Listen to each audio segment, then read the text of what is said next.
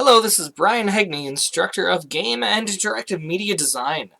We are going into our 11th week for COM 1113. Last week, you looked at how to make a meme, and this week what we're going to do is kind of we're going to add those skill sets, and I'm going to talk a little bit about a few things that we might not have covered as in-depth as we would have liked. Or rather, that was fine. What we did last week was a great introduction. We're going to fill it out now. And number one, what I want to talk about is making and adding PNGs and what that means. Okay. Let's go to Photoshop. I am going to open up this Photoshop document. And in this Photoshop document, what we did last week is we learned how to, take part of her head so that it could cover up some of the text, because I just thought that would be a cool effect. Let's say we want to add devil horns or horns to somebody. Now, I want to kind of talk about what a PNG is versus what a JPEG is. So if I look up in Google, if I look up horns, I'm going to get a lot of maybe even JPEGs. Like if I select these horns here, I have a feeling if I were to right-click and save this image as, it's going to be saved as a JPEG, okay? And so what that means, I'm going to come in here, I'm going to go into my meme folder, I'm going to create a folder called Downloads. I'm going to keep this as the same name. Ooh, I can come in here, how to draw horns. I can kind of right-click, save this image as. Again, this is a JPEG. I'm going to look for horns and I'm going to type in PNG as well. And notice how you can see some of these will have Adobe's checkerboard in the background. And normally if you see that, you might think in Adobe, hey, that's a PNG. I have a feeling that this is actually going to be a PNG. It's hard to tell. Let's just try it. I want to show you what happens when we open that up, and I don't know who we're going to give the devil horns to. This is totally off the cuff. I am going to open, File, Open, go into COM 1113 in my memes, in my downloads. I'm going to open the drawing ones. Those are actually really cool. Okay. And if I were to drag this background into here, onto that tab, and bring it down and let go, that's one way I can bring this content in. Now look what happens though. What happens is there's just all this white in the background, and that's not really that helpful. That's kind of annoying. And you already know how to account for that, right? So, in fact, one way we could do this is by choosing, well,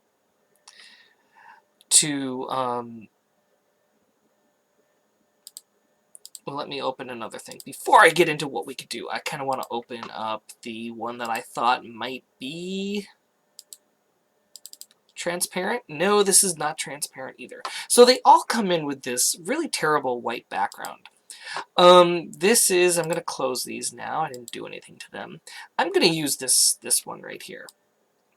Now, when we were going over last week, we learned many ways we could actually isolate these horns. I just want to point out, oh, you know what? I'm not going to do it here. I'm going to delete this. I'm going to actually do it in the file itself. So I'm going to open up this drawing. Okay.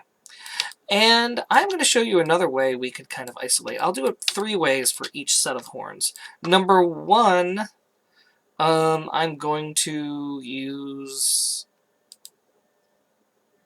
the paintbrush tool, and it should default to this normal brush one.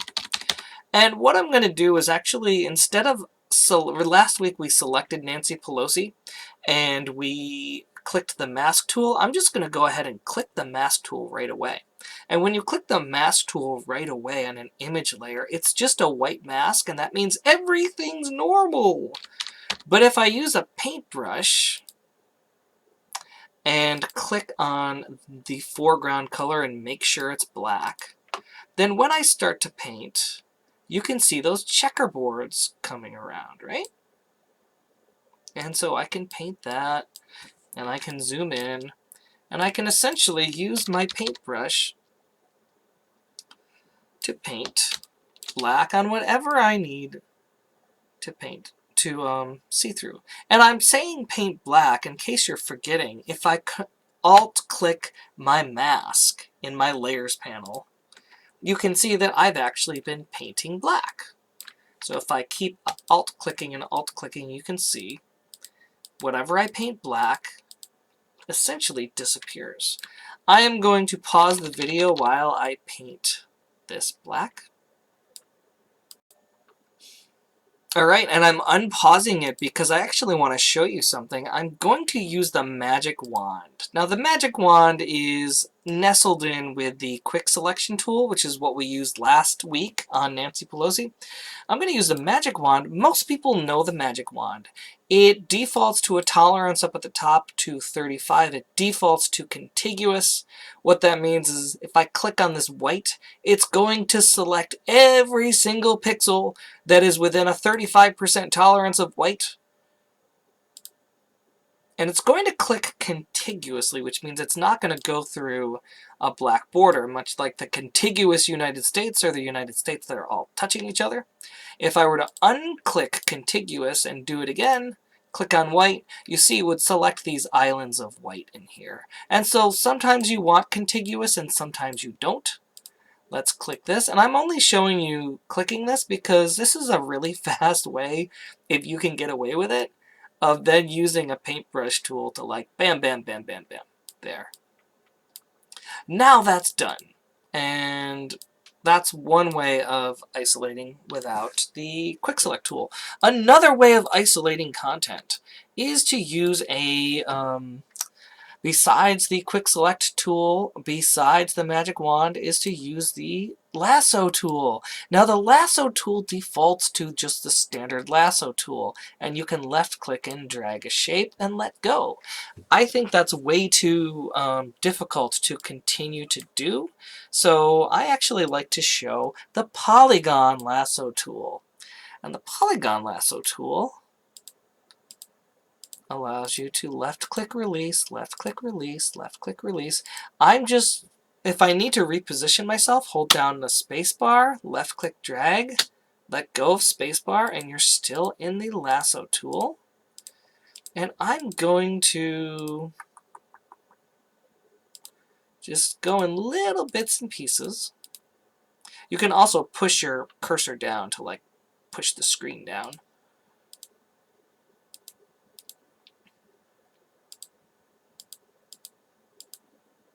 And I'm gonna just keep selecting, selecting, selecting.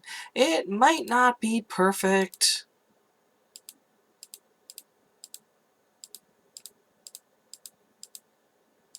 And when you click on the very beginning, then it's going to select everything within that horn. Now what's the problem? I wanted to paint black on everything that's not the horn. So all I'm going to do, because like if I painted black right now, look what would happen.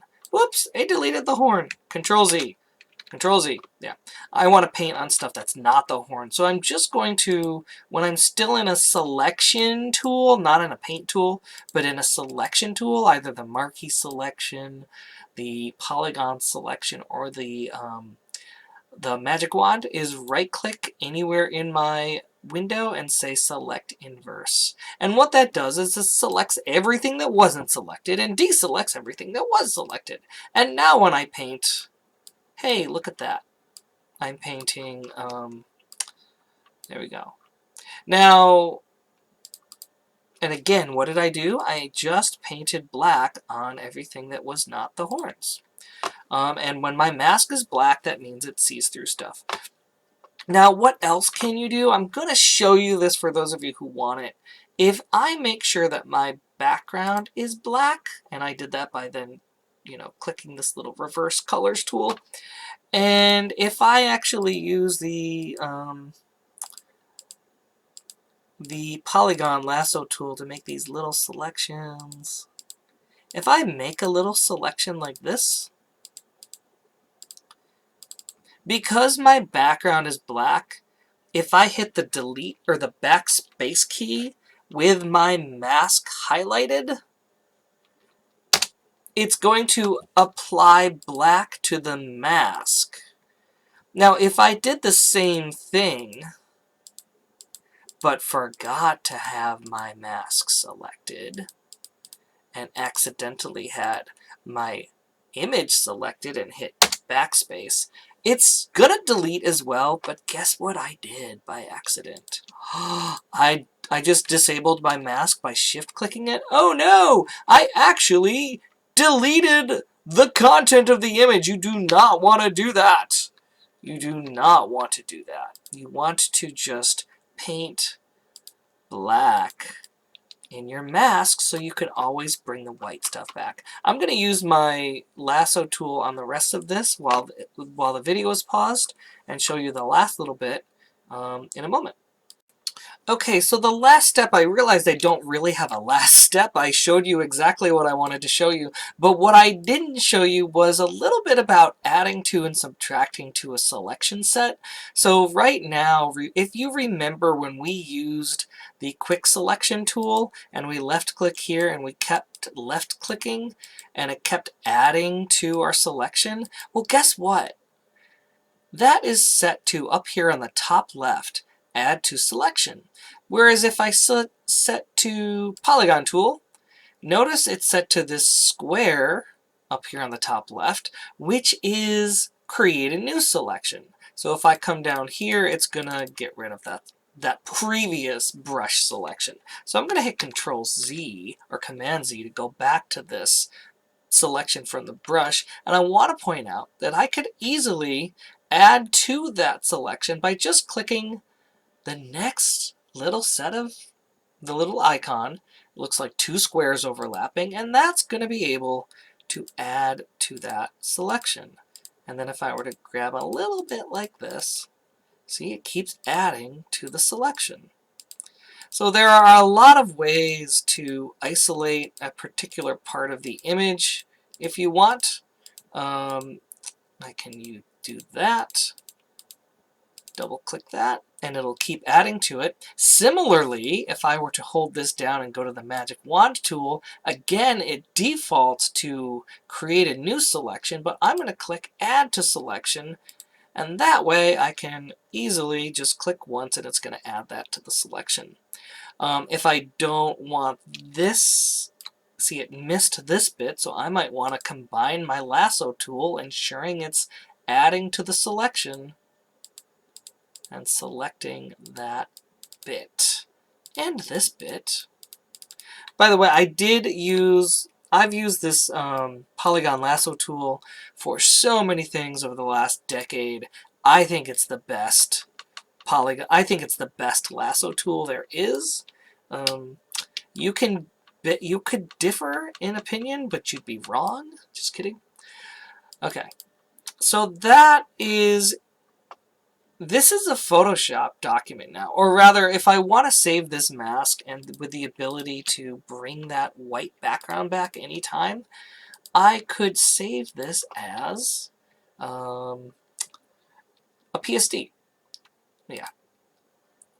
But I can't upload this PNG to this PSD to like my blog or give it to my grandma who's going to use it in one of her drawings. So if I want someone to have access to this who maybe doesn't have Photoshop, I'm going to save this as a PNG